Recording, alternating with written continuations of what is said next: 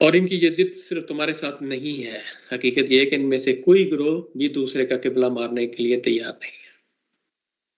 تو یہ اصل بات ہے، یہ جو ضدم زدہ ہوتی ہے یہ انسان کو لے بیٹھتی ہے،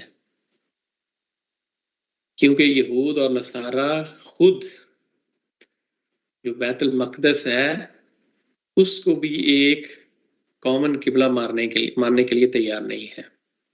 نصارہ کہتے ہیں کہ جہاں سیدہ مریم نے اعتکاف کیا تھا وہ ہمارا قبلہ ہے، اور یہود کہتے ہیں کہ نہیں، یہ جو مغربی دیوار ہے،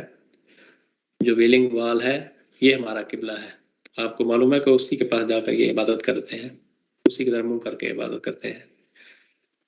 تو کیونکہ سیدہ مریم نے جہاں اعتکاف کیا تھا، قرآن نے اس کو مکان شرقیہ کہا ہے، تو جو بیت المقدس کا مشرقی کونا تھا تو وہ اس کو قبلہ کہتے تھے۔ تو فرمایا کہ یہ تمہیں تو کہتے ہیں کہ ہمارا قبلہ مان لو، لیکن آپس میں یہ ایک قبلے پر متفق نہیں ہے، تو ان کو رہنے دو ان کے حال پر۔ تو ایسے ہی ہے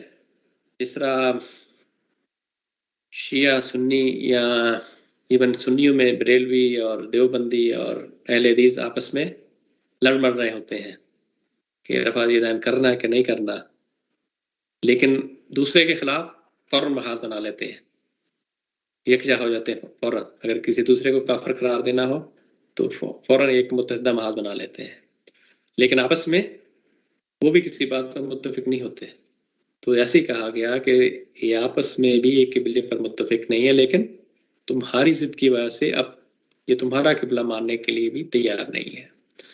تو یہ ان مذہبی گروہوں کی ذہنیت بیان کی گئی ہے کہ جنہوں نے صرف کیڑے نکالنے ہوتے ہیں اور اپنی ضد کی وجہ سے، ہٹ دھرمی کی وجہ سے یا اپنے تعصبات کی بنا پر